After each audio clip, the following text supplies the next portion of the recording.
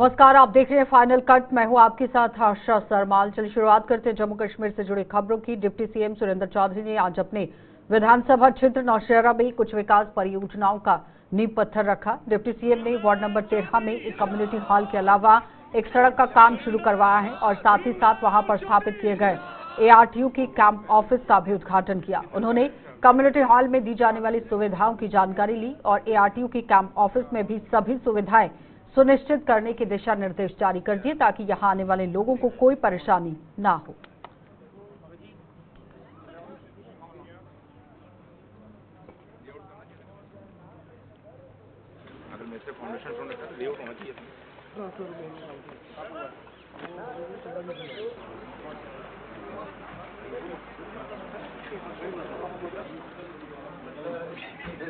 परसों के अभी सर एक क्वार्टर बेसिकली हमारे हैं, ठीक है। हमने खाम खान को लावारिस किया हुआ है, ये तो अपने कंट्रोल में रहो और इसको अच्छी तरह बढ़ाओ। अंदर को एडिशन करनी है, एक अच्छा दफ्तर होना चाहिए, ठीक है, ताकि आरटीओ बैठने का दफ्तर हो प्लस क्लर्क और लोगों को मिलने का थोड़ा सा यहाँ करिए। ये बात ठीक है। फोटो तो जम्मू के इंटरनेशनल दिल्ली पब्लिक स्कूल में आज इंटर स्कूल बैडमिंटन टूर्नामेंट की शुरुआत हुई है। 2 दिनों के इस प्रतियोगिता में जम्मू संभाग के 20 CBSE स्कूल यहां पर भाग ले रहे हैं और CBSE के स्कूल जो भाग ले रहे हैं लोगों के साथ साथ आप देखिए बच्चों के हुनर की अगर बात की जाए तो इस स्कूल में यहां मार्शल आर्ट्स के लिए कॉम्बैट अकेडमी और जो स्पेशलिस्ट पूल है वो यहां पर बनाया गया है और जिसका उद्घाटन खेल मंत्री सतीश शर्मा ने किया है और उद्घाटन करते हुए स्कूल प्रबंधन को मुबारकबाद भी दी। मंत्री ने यह भी बताया कि आने वाले कुछ दिनों में जम्मू कश्मीर की उन खेल प्रतिभाओं को मुख्यमंत्री उमर अब्दुल्ला द्वारा नियुक्ति पत्र सौंपे जाएंगे जिन्होंने अपने यहाँ पिछले 10-12 सालों में अपनी प्रतिभा का डंका बजाकर जम्मू कश्मीर का नाम रोशन कर दिया। IDPS जूनियर्स की चैंपियनशिप आप देखिए किस तरह से यहाँ पर देखी गई, लेकिन IDPS की जो जूनियर्स की चेयरपर्सन है अरुणिमा चौधरी, मैनेजिंग डायरेक्टर सुमेंदर सिंह और प्रिंसिपल रणदीप वजीर भी वहां पर इस मौके पर मौजूद रही।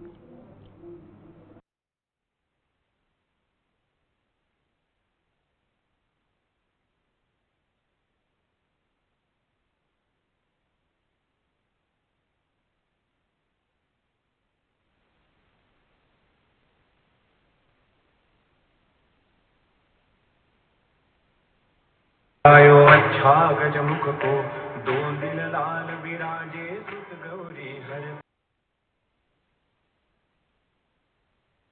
गुड़ लड्डू साई सुर। मेरे साथ मेरे क्लास फेलो आए हुए हैं एक उधमपुर से। I feel immensely pleased to be invited as chief guest on this occasion being organised by IDPS। सब बच्चों को पता मतलब क्या ऐसा हो रहा है आप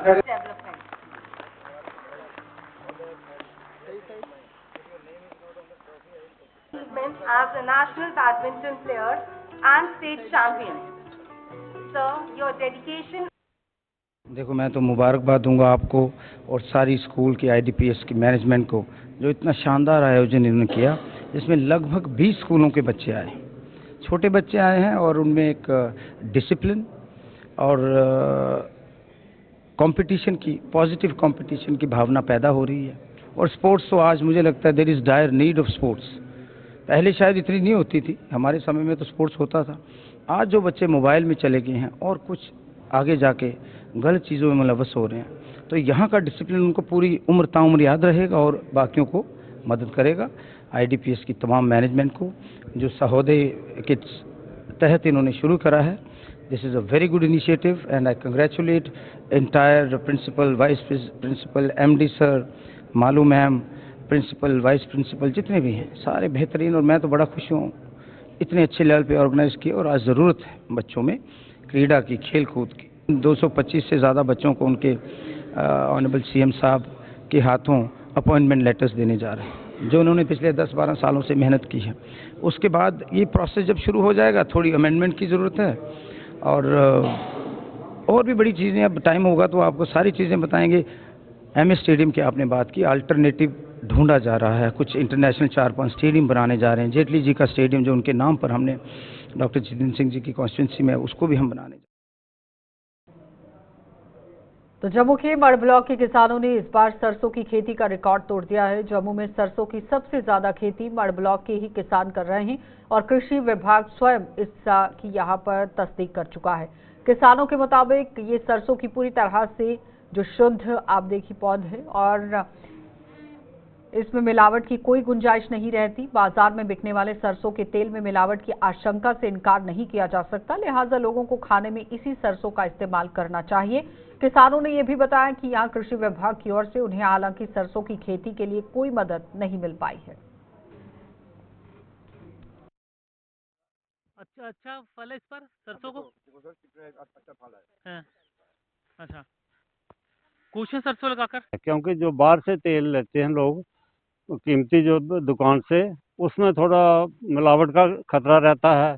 जो महंगाई भी ज़्यादा है और वो जो उसमें सब्जी में डालते हैं तब भी ये डर रहता है कि कहीं कोई और ऐसी बीमारियां ना बन जाएं। और तेल जो जिस्म पर लगाते हैं उसका भी कोई अच्छा असर नहीं दिखाई देता था। तो इसलिए हम लोगों ने इस बार ये सरसों की फसल ज़्यादा लगाई कि ताकि अपना तेल पैदा कर सकें और सही जो है वो बिल्कुल जो अच्छा तेल है वो हमें मिल जाए, खालिस हो, जो जिसमें किसी किस्म की मिलावट का कोई डर ना हो। तो वो इस चीज़ को मद्देनजर रखते हुए हमारे लोगों ने इस वक्त इस साल सरसों की फसल ज़्यादा लगाई है। ज़्यादा से ज़्यादा तेल लगाएं ताकि तेल को हमें ज़्यादा महंगा भी ना खरीदना पड़े, महंगाई भी इससे कंट्रोल में हो जाएगी और खालिस चीज़ मिलेगी आपको बगैर किसी मिलावट के। वो सेहत के लिए भी अच्छी है और अपने मालिश वगैरह जिसमें जो लगाने के लिए बच्चों को और खुद सबके लिए अच्छी रहेगी। हाँ, हम महकमा एग्रीकल्चर से भी यही दरख्वास्त करेंगे कि वो भी लोगों को इसमें ज़्यादा से ज़्यादा अवेयर करें और अगर हो सके तो कोई बीज जो है वो सब्सिडी पर भी दें ताकि लोग ज़्यादा से ज़्यादा इस तरफ सरसों की तरफ जो है वो अपना रुझान रखें। मैं कहता हूँ ये सरसों का तेल प्योर होता है, तो बाकी दुकानों से लेकर यूज करते हैं उसमें स्मेल आती है। ये इसमें मड ब्लॉक में बहुत सरसों लगी हुई है। ये इंसानों के काम आते हैं, जानवरों के काम आ जाते हैं। जो प्योर तेल होता है इसका, वो लगाई है। कोई 5 कनाल लगाई है, 6 कनाल लगाई है, हर किसी ने लगाई है। पहले कम देसी चले होती ना वो कम निकलती थी, अभी लगाने लगे। अभी सरसों का तेल महंगा हो गया। तो जम्मू में khadi and village industry board द्वारा आज एक जागरूकता शिविर लगाकर लोगों को सरकार द्वारा चलाई जा रही योजनाओं का प्रचार प्रसार किया गया। शिविर में लोगों को बताया गया कि वो किस तरह की इन योजनाओं का लाभ उठाकर अपने पैरों पर खड़े हो सकते हैं। शिविर में विधायक श्यामलाल शर्मा मुख्य अतिथि के तौर पर मौजूद थे। विधायक ने बताया कि सभी को सरकारी नौकरी मिला यहाँ पर असंभव है, यानी कि सरकारी नौकरी सबको नहीं मिल सकती है, लिहाजा उन्हें इन योजनाओं का लाभ उठाकर प्रधानमंत्री के संकल्प को पूरा करने में अपनी भागीदारी निभानी चाहिए।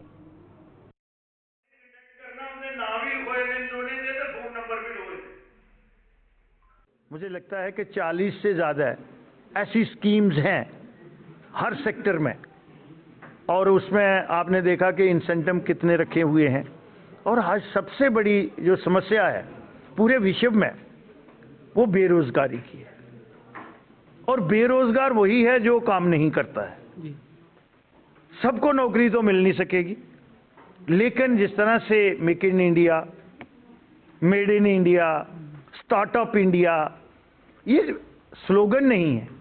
मुझे लगता है कि आज की जो भारतीय जनता पार्टी की सरकार है, हमारे जो यशस्वी प्रधानमंत्री जी हैं, ये हमारा संकल्प है और उसको संकल्प को पूर्ण करने के लिए जनता जनार्दन को आपके माध्यम से मैंने भी यहाँ विनम्र बेनती की है और ये संदेश देने की कोशिश की है कि जितने भी युवा हैं हमारे, जहाँ युवतियाँ हैं, जहाँ पढ़े लिखे हैं, जहाँ अनपढ़ हैं, उनके लिए ये सारी व्यवस्था है और इसका वो बेनिफिट लें। उनको डोर स्टेप पे जो है वो सर्विस जो है मिलेगी डिपार्टमेंट की तरफ से भी और हम लोग भी जो हैं उनको सपोर्ट सप्लीमेंट। श्री राधा कृष्ण सेवा परिषद ने एक गरीब परिवार की बेटी की हाथ पीले करवाने में योगदान देकर समाज के लिए फिर एक मिसाल कायम यहाँ कर दी है, यानी कि मिसाल कायम यहाँ पर की गई है। और बिश्नाह के इस परिवार की आर्थिक हालत बेटी की शादी करवाने लायक नहीं थी और श्री राधा कृष्ण सेवा परिषद ने आगे आते हुए इस बेटी की शादी करवा दी। बिश्नाह में आज बैंड बाजा बारात पहुंची, जहां सभी इंतजाम परिषद के अध्यक्ष मृदुल शास्त्री और परिषद के साथ जुड़े सभी सदस्यों द्वारा किए गए थे। वहां शादी की सभी रस्में निभाई गई और बारातियों को भी भरपेट खाना खिलाकर डोली को विदा कर दिया गया।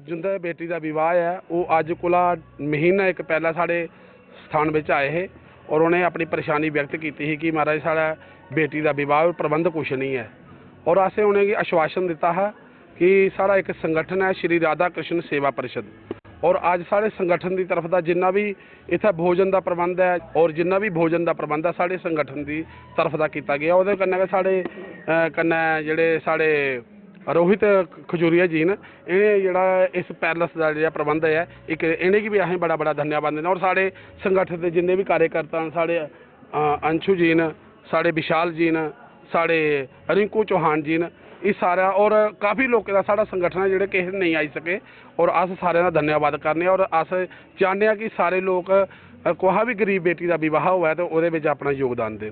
ये गरीब बेटियों की ये किसी भी माँ बाप का मन नहीं करता कि हम किसी के आगे हाथ फैलाएं, तो इन्होंने ये हमारे वहाँ पर आए पौनीचक में, इन्होंने बोला कि हमारी बेटी की शादी है 7 फ़रवरी को, तो आप हमारी थोड़ी सी मदद करो। जितना भी यहाँ खाने का प्रबंध है वह सारा हमने किया, हलवाइयों से लेके स्टॉल तक जो भी कोई हमने प्रबंध किया तो ये हमारे संगठन की तरफ से हुआ है। तो ये जो पैलेस का है ये हमारे संगठन के ही भैया हैं, इन्होंने पैलेस का पूरा ये खर्चा उठाया है। तो देखो एक बेटी की शादी हमारे सारे संगठन की वजह से कितनी अच्छी हो रही है। तो ऐसे ही सारे जो भी लोग ये हमारी वीडियो देख रहे हैं, जब हमारी ये वीडियो चलेगी तो प्लीज़ हमारे संगठन में आए और अपना योगदान ज़्यादा से ज़्यादा दें। ये संगठन की तरफ से हमने जितना भी ये शादी का स्टॉल का जो भी खाने पीने का बंदोबस्त है, ये संगठन की तरफ से 2-3 लोगों का बंदोबस्त है वो हमारे संगठन की तरफ से है। तो मैं अपने संगठन के हर मेंबर का मैं सभी का बहुत बहुत धन्यवाद करता हूँ। ये आप संगठन के लोगों की वजह से ही आज हम बिश्नाह में ये शादी करवाने के लिए पहुँचे हैं। ब्रेक के बाद एक बार फिर आपका स्वागत है। भारत पाक अंतर्राष्ट्रीय सीमा की परगवाल के आखिरी गांव राजपुरा में बीएसएफ द्वारा फ्री मेडिकल कैंप का आयोजन किया गया। बीएसएफ की 195 बटालियन द्वारा सिविक एक्शन प्रोग्राम के तहत आयोजित इस कैंप में राजपुरा सहित कई अन्य गांव के लोगों ने पहुंचकर अपने स्वास्थ्य की जांच कराई, जिन्हें जरूरत के हिसाब से दवाइयां भी मुफ्त में यहां मुहैया कराई गई। कैंप का आयोजन बटालियन कमांडेंट सुनील कुमार की देखरेख में किया गया था, जिसके लिए ग्रामीणों ने बीएसएफ का तहे दिल से आभार जताया है।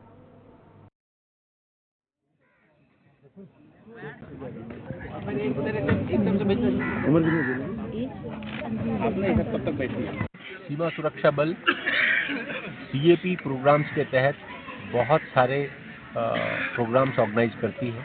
उसमें मेडिकल कैंप एक मुख्य प्रोग्राम होता है और अन्य programme skill development programme, pre recruitment training programme, खेल भावना को और खेल की चीज़ों को बढ़ाने के बाबत प्रोग्राम, ऐसे प्रोग्राम होते हैं। तो हमारा एंडेवर है कि आज ज़्यादा से ज़्यादा लोग आए क्षेत्र के और वो अपनी बीमारियों का हमारे जो स्पेशलिस्ट डॉक्टर्स हैं उनको दिखाएं और अपनी प्रॉब्लम को डायग्नोज कराएं ठीक से और साथ में दवाइयाँ उनको मिल सकें। मैं राजपुरा गांव में रहता हूं। आज हमारे राजपुरा गांव में यहाँ पे स्कूल में फ्री मेडिकल कैंप लगाया गया है। हम इतना एफर्ट नहीं कर सकते कि हम कि प्राइवेट डॉक्टर वगैरह को दिखाएं। हम थोड़ा एफर्ट नहीं कर सकते कि हमें इतने पैसे नहीं, क्योंकि हमारे पास हमारे जो दादा दादी वो इतनी दूर नहीं जा सकते। इसलिए 195 BN बटालियन ने हमारे BSF वालों ने हमारे यहाँ पे फ्री मेडिकल कैंप लगाया ताकि हम अपने दादा दादी हम खुद को दिखा सकें। जो सुरक्षा बल हैं वो दिन रात यहाँ पे हमारी सेवा करते हैं। हम रात को सोते हैं, वो रात को जागते हैं। मैं शुक्रिया अदा करना चाहता हूँ BSF वालों का। श्री गुरु रविदास जी महाराज के 648वें प्रकाशोत्सव के उपलक्ष्य पर खौड़ में आज भव्य शोभा यात्रा निकाली गई। श्री गुरु रविदास सभा द्वारा आयोजित ये शोभा यात्रा खौड़ से शुरू होकर बमाल पहुंचकर संपन्न हुई, जिसमें सैकड़ों की संख्या में लोगों ने भाग लेकर धर्म के प्रति अपनी आस्था का परिचय दिया।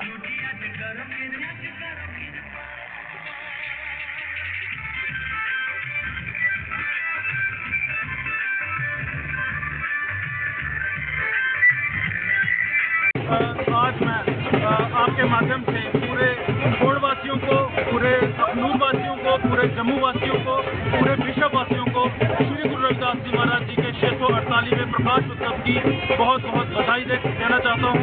और इसके साथ ये कहना चाहता हूँ कि आज आप जैसा देख रहे हैं कि बच्चे अपने मार्ग से भड़क रहे हैं।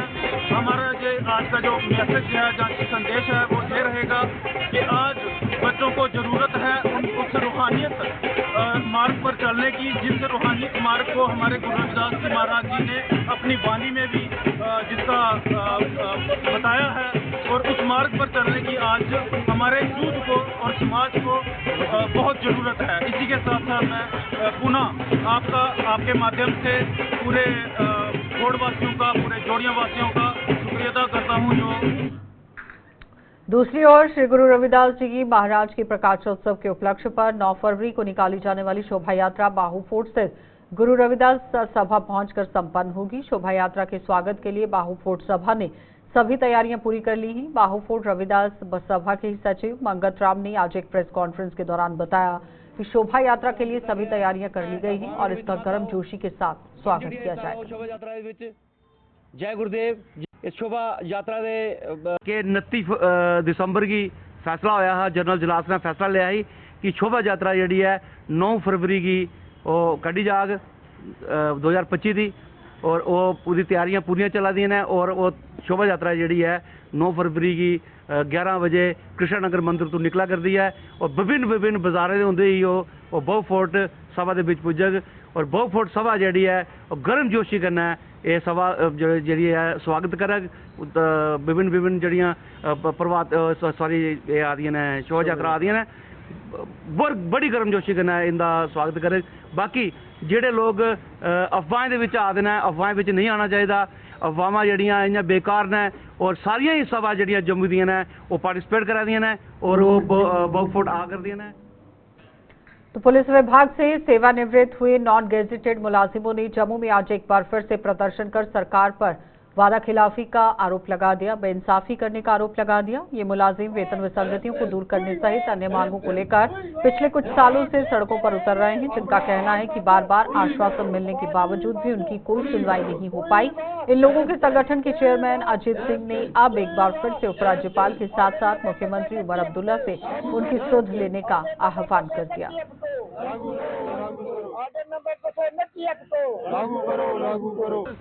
सर हमारे साथ बहुत इंजस्टिस हुआ है। ये देराना मसला है 1996 से लेकर आज तक ये अनामली का मसला किसी भी हुकूमत ने हल करने की कोशिश नहीं की।